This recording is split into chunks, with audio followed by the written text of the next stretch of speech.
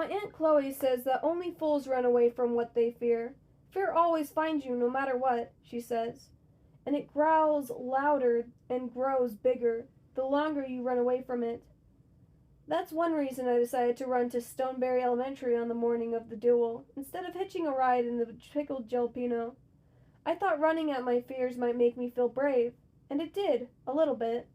The other reason I decided to run was because I wanted to tell Jonah about my blackberry memory, and I wanted to tell him about my own sweet amends.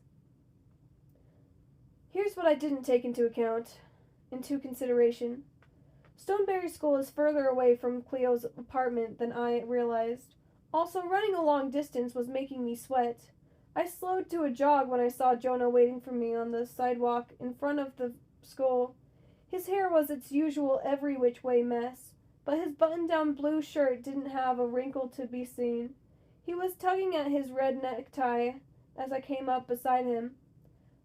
"Pumpernickel," I called out. "Flea," he grinned. "You picked a good day to be late." "You thought I changed my mind, didn't you?" We raced for the front end auditorium together. "You thought I'd ditch you?"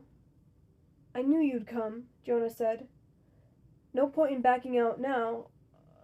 But then I saw the Stoneberry parking lot, which was so full that folks were parking their cars on the playground and all up and down the sides of the street. "Wow," I heaved.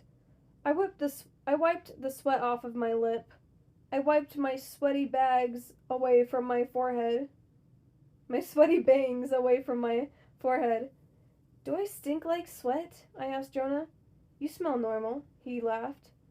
"You look fine. You look pretty." I was so nervous that I didn't even get embarrassed over his compliment. Cleo's surprise was a new dress she'd made for me. The dress was pink, which didn't thrill me at first, but she said if I wore my sneakers with it, I'd make the dress look punk pink, and that sounded kind of awesome. My shoes popped all the way to the auditorium doors. Miss Divinity Lawson had strung a banner over the entryway that read, "Magic happens here." As soon as I walked through the door, I knew it was true because it seemed like everybody in town had turned out for the duel. Divinity Lawson was setting up flower arrangements on the corner of the stage. Ponder and Oliver, who were in charge of refreshments, had set up an entire dessert booth in the back of the building. Joel Pickett worked the room, socializing with her customers. Virgil Duncan sat in the front row, holding what appeared to be a very large remote control with a small revolving satellite. Elvis Phillips was sharing a bag of popcorn with Charlie Sue. The thought of leaving them in less than a day made my chest hurt. "You okay, Felicity?" Jonah said to me. I nodded, afraid my words would come out too gravely if I tried to talk. We pushed our way through the noisy crowd and down the aisle towards the stage. The gargantuan stage. I swallowed hard. The stage was so high that every last person in this auditorium would see me when I dueled. Toast was already up there, preparing his workstation. It'd be hard to win against gourmet grilled cheese made from a clothes iron, but winning had never been my big goal. Toast saw me staring and waved. I waved back, and then he pointed to the design on his blue t-shirt. A llama in a space helmet. The space llama is his trademark, Jonah reminded me. Then his voice gentled as he said, "Are you about to puke?" "It's possible," I nodded. "Maybe concentrate on your bird instead of that stage," Jonah said. "That's still your good luck charm, right?" "It was," I sighed. "Hope flew the coop a few days ago." Jonah stopped wheeling so suddenly that I crashed into the back of his wheelchair. "Where'd the bird go?" Jonah looked stricken. You were banking on the bird. I know. I fanned the heat away from my face. I wished for enough magic to make the air conditioner work. I sent the bird to your dad. Jonah's voice softened. You did what? It doesn't matter. I'll be fine without the My words were failing me already, and my face was already red, and my heartbeat was already pounding in my ears. This time my heart didn't sound like it was saying yes. It sounded like it was saying, run. More people herded into the auditorium and pressed in around us so close that I felt even smaller than I was. Too small, like a bug nobody sees before they accidentally squish it. Maybe I shouldn't Jonah Pickett reached out and took my hand. He pulled his red pen from his pocket and clicked it, and then he pushed the tip of it to my wrist, exactly where Hope was before it flew off. You don't need the bird, Jonah said, and he made a list from my wrist to my elbow. Splendiferous, splendidly, wonder, enchanting, curious, stalwart, plum pretty, plum awesome, equals felicity. There's a bunch more I want to write, Jonah looked up at me, but I'm running out of room. Now who's the word collector? I smiled. There's one word I'm keeping for myself, Jonah said. Wonderstruck. That's how I feel whenever I'm around you. No other word fits. Wonderstruck. Was full of lightning bolts. I saw it flickering somewhere close to the ceiling, but I imagined it zipping down the middle of my heart, too, cutting it in two pieces. One piece might fold into a paper airplane. The other would become an origami bird, and they'd both zoom around the room until they collided. Wonderstruck. My heart would crash against itself and fizzle in a flicker.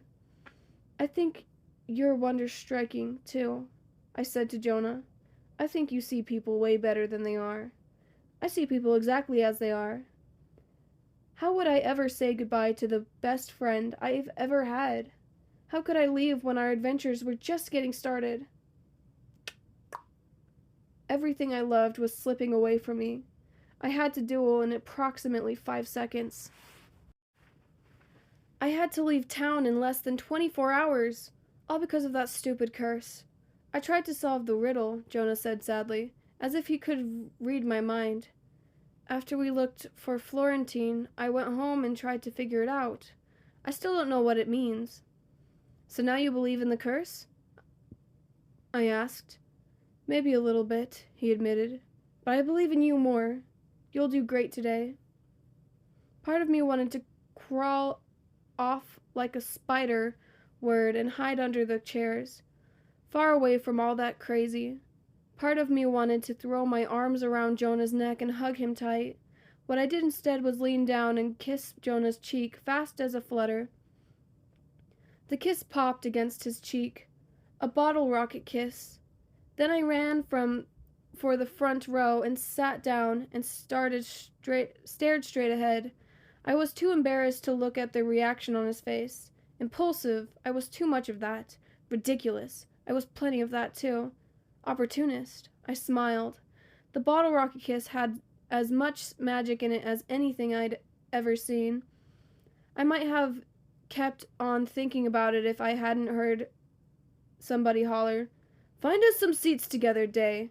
Make yourself useful," followed by a wheeze and a cough. I cranked around in my chair to see 2 harnesses, 2 pickles, and 1 Grayson lumbering down the aisle, Aunt Chloe leading the way. She tied her leopard print bathrobe around her red dress. The man following her was Day Grayson. I knew by the way she kept talking to him, but he didn't look anything like the Day Grayson I knew. Day had shaved off his gnarly beard and cut his hair. He looked sharp. No holes in his jeans. Shirt tucked in. He looked mighty handsome as far as old people are concerned. "Excuse me," Day said to Smith family on the middle aisle. "Are these seats down here taken?" But then Chloe pushed him out of the way and said, "Make room. Y'all scoot." Uncle Booney filed in behind Aunt Chloe, carrying his banjo around his back. He wore faded jeans, but he'd pulled a snazzy blazer on over his old t-shirt, and he traded his cowboy boots for a pair of Converse. Booney looked different from the first day he wandered into Midnight Gulch, but I'd never seen him look more like himself. Miss Lawson had asked me for Booney's contact information a few days ago. She said she was hoping he'd consider playing at the end of the duel. Truly, I think Miss Divinity Lawson just wanted Booney's phone number. I was happy to oblige regardless. The pickles came last. Mama carried Franny Joe, of course. She still had paint splatters on her arms and had branded a feather onto her hair. I watched my whole family, all except Roger Pickle, lodge themselves in the middle row where they could see me and cheer for me when I took the stage. I could duel if they were with me. I could do anything if they were with me. My fears were monster big, but their love for me was bigger. Fear seems like all the world when it takes hold of me. It's all I dream about, think about, and see.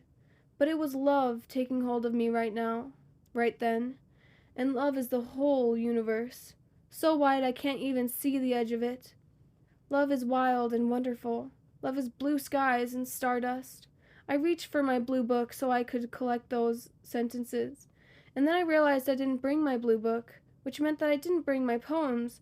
Cold sweat trickled down the side of my face. I squeezed my eyes shut and tried to remember the poems I'd written last night. Nothing. I opened my eyes and looked at the gym floor, hoping for a few words, any words, but I only saw letters, as scattered and sparkly as stars in a kaleidoscope. My locket warmed up against my chest. At exactly the same time, Toast Terry plopped down in the seat beside me and said, "What's wrong, Pickle?" But I couldn't answer him. First I was afraid I'd chunk if I opened my mouth to say anything on account of my frazzled nerves. But second, and most important, I couldn't focus on Toast long enough to answer. All I could see was the guitar he was holding. "Is that Ramblin' Rose's guitar?" His voice crackled happily. "Miss Lawson asked her to bring it. Said maybe she could play something today, but Miss Rose says she just got acrylics and doesn't want to mess them up. So she asked me if I'd play it instead. Can you believe it? Ramblin' Rose. McGee asked me to play her guitar. This guitar is better than grilled cheese sandwiches." Miss Divinity Lawson stepped to the podium and tapped the microphone. It squealed as she said, "Welcome to the Stoneberry Duel. I have a few announcements to make, and then we'll get started. The guitar, the banjo, the locket, my sweet amends. They were all connected. I was connected to all of them." "Did you forget to eat breakfast?" Toast asked. "You look pale." As I concentrated on Ramblin' Rose's guitar, words slid down the taut strings and curled around the frets. September, sorrow, surrender, mistake, memory, threadbare. I swallowed hard against the sudden, burning tingle in the back of my throat. "Toast, do you realize this is the first time in 100 years that both of the brothers Threadbare's instruments have been in the same room? Awesome! Felicity Pickle?" Miss Divinity Lawson said. Her voice echoed across the auditorium. "Come on up. You can start us off."